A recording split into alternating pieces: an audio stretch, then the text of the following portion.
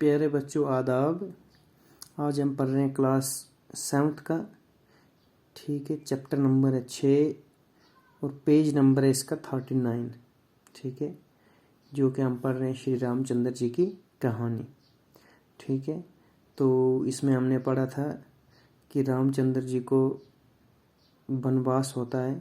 ठीक, और उनके साथ लक्ष्मण और माता सीता चली जाती हैं, जो उनकी पत्नी और भाई होते हैं। ठीक है, वो तीनों जने जंगल में चले जाते हैं वनवास काटने। 14 साल का उनको वनवास की हुक्म सुनाया जाता है और वो हुक्म की तामील करते हुए जंगल में चले जाते हैं। ठीक है, और वहाँ पे क्या हो जाता है कि जो राजा रावण था, लंका का जो राजा था, वो क्या करता है, उसकी जो बहन होती है वो आ जाती है रामचंद्र जी और लक्ष्मण जी के पास। ठीक है, उनसे थोड़ा मजाक में बातें करती है, तो लक्ष्मण जी को गुस्सा आता है और वो उनकी नाक काट देते हैं।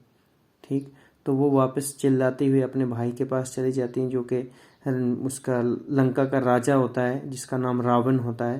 ठीक है, और रावण जी क्या करते हैं, वो उनसे बदला लेने के लिए आ जाते हैं वापस। ठीक, और वापस आके क्या करते हैं, साधु का एक भेष तैयार कर लेते हैं, साधु के भेष में आ जाते हैं और जो देखते हैं उनके कुटिया के पास चले जाते हैं रामचंद्र जी की, जहाँ पे सीता मैया अकेली होती हैं, और वो चले जाते हैं। रामचंद्र जी और लक्ष्मण जी जंगल चले जाते हैं फल मेवा लाने। ठीक है, तो वो बाद में आके साधु के भेष में आके उसको सीता मैया को उठा के ले जाते हैं। ठीक, अब उससे आगे हम कहानी स्टार्ट करते हैं कि जब राम और लक्ष्मण वापस कुटिया के पास पहुंचे तो उन्होंने सीता को कुटिया से गायब पाया। ठीक है, जब रामचंद्र जी और लक्ष्मण जी वापस कुटिया में पहुंचे तो उन्होंने देखा कि क्या था, वहां पे सीता मैया जो थी वहां से गायब थी। ठीक है, वो बहुत बेचैन हुए, हर तरफ तलाश के बावजूद सीता का कुछ पता न चला। ठीक है, उन्होंने बहुत तलाश किया, पूरे जंगल छान मारे, लेकिन सीता का कोई पता नहीं चला। आखिर में हनुमान जी के जरिए मालूम हुआ कि लंका का राजा रावण सीता को उठाकर लंका ले गया है।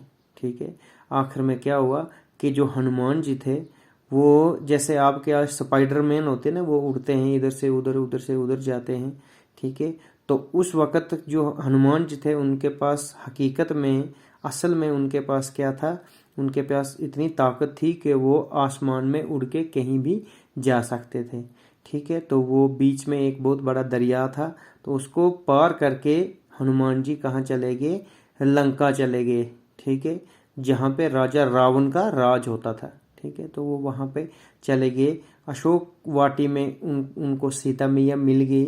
ठीक है, और उनको राम जी ने अपनी अंगूठी दी थी कि आप उनको दिखाना कि मैं उनका ही दूत हूँ, राम जी का दूत हूँ, और हम आपको छुड़ा के ले जाएंगे। फिर उधर क्या कर दिया उन्होंने कि जो हनुमान जी थे, तो उन्होंने सोचा ये क्या है, ये तो बंदर है, इसको तो हम मतलब गुरूर किया ना उन्होंने, तो उन्होंने उनके हनुमान जी की पूंछ को आग लगा दी और हनुमान जी ने पूरी लंका जला डाली वैसे ही। ठीक है, फिर उन्होंने बाद में भुजा ली आधी सी, लेकिन आधी सी लंका हनुमान जी ने ही जला ली थी। ठीक, तो वहां से वो वापस आ गए। रामचंद्र जी अपने भाई लक्ष्मण और बंदरों के राजा सुग्रीव को लेकर लंका पहुंचे। ठीक है, उन्होंने बताया कि जो सीता मैया है उनको वहां पे उन्होंने बंदी बना के रखा है। उसके बाद क्या कर दिया, रामचंद्र जी, उनके लक्ष्मण भाई और राजा सुग्रीव जो के बंदरों के राजा थे, उनको लेकर वो कहाँ चले गए, लंका पहुंचे। वहां रावण के साथ खूनरेज जंग हुई। ठीक है, और वहां पे रावण के साथ उन्होंने लोहो लोहान जंग हो गई, बहुत सारा खून बहा, जहाँ पे खूनरेजी जंग हो गया जिसपे बहुत सारा खून बह जाता है। इस जंग में रावण को शिकस्त हुई और मारा गया। ये जंग हमें बदी पर नेकी की याद दिलाती है।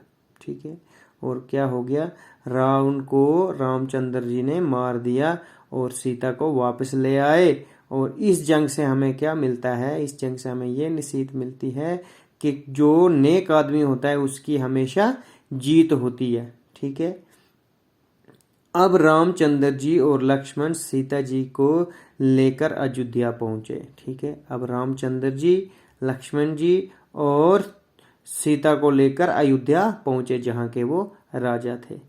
इनको अयोध्या पहुंचने पर बड़ी खुशी, इनके अयोध्या पहुंचने पर बड़ी खुशी मनाई गई और दीपमाला की गई। ठीक है, जब रामचंद्र जी वापस आए तो दीप जलाए गए, पूरे अयोध्या में दीपमालाएं की गई।